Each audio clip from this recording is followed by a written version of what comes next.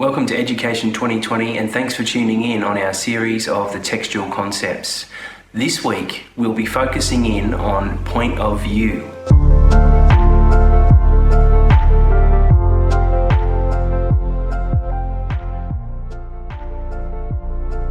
Point of view is what the author is allowing the reader to see.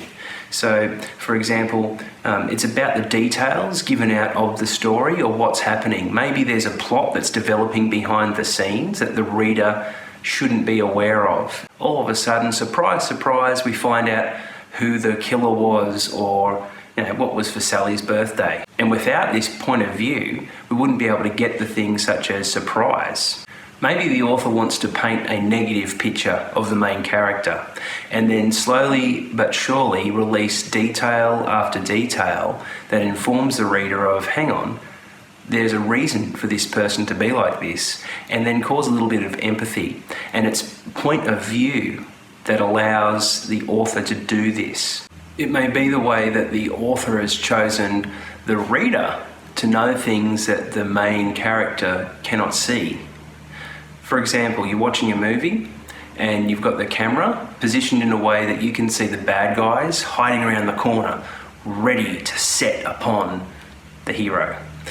And this is how tension is built. It can also be seen on websites, the way information is bled out or channeled out to the viewer. Maybe the website's trying to educate the viewer on something, telling them the end point. It's going to be a lot easier to deliver that information layer by layer to the viewer. What's good to know is that the point of view in the film or the book isn't always the point of view held by the author. They know the story from beginning to end. It's just choosing what pieces to reveal to the reader or the viewer over time. Here's what you can expect your kids to know at the different ages. In ages 5 to 6, kids should understand that there are different characters in a story and that they may or may not know what's going to happen next to the characters. In ages 6 to 8, children should see that most stories are told from the perspective of the main character. And many books that they will read are told in this fashion. In ages 8 to 10, children will start to learn how point of view actually controls how the story is bled out or how it flows. They should learn how point of view controls the feelings of the reader. For example, if we knew the secret at the start of the reading, it wouldn't be a surprise when it was sprung on the reader. They should learn that different media have different point of views, and they should learn that media use point of view in different ways. For example, the camera work on a game show versus the camera work on a murder mystery. It's all using different points of view. In ages 10 to 12, children should learn that the narrator is actually not the author. They'll also learn that it's point of view that generates emotions and feelings in the reader as the story progresses. They should learn more about narrators. They should see that they can be a part of the story, maybe a character in the story, or completely removed from the story altogether, just somebody that's telling the story. They should see how point of view actually controls the audience. It can pull them in close, or it can push them right away far. All this depends on how the author wants to guide their audience. Ages 12 to 14, students will start to realise now that point of view is actually a powerful tool of persuasion. They should also be learning more about narrators in this age. They'll need to learn that narrators tell stories. Sometimes narrators will leave a comment on a scene.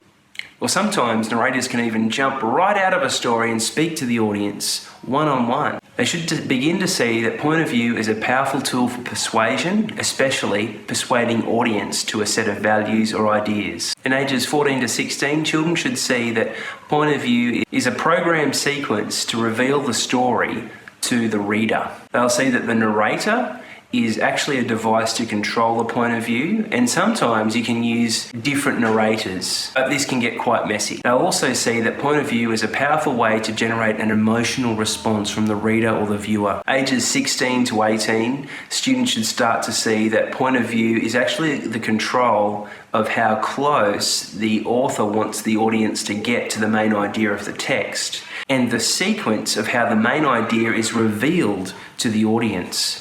setting up meaningful interactions that build the audience's knowledge of the idea or persuades them to their point of view or persuades them to their perspective. Ultimately, point of view gives the reader the seat of judgment, allowing them to make calls on how characters acted through different scenes in the story, or maybe even judge the author's ideas that are being presented. Don't get point of view mixed up with perspective. Point of view is how ideas are being revealed to the reader, and perspective is the way the author or the reader sees the world and sees things. For more on perspective, click this link right here. Thanks again for tuning in to Education 2020. Don't forget to comment below on what you've learned this week. We'll see you next time on Education 2020.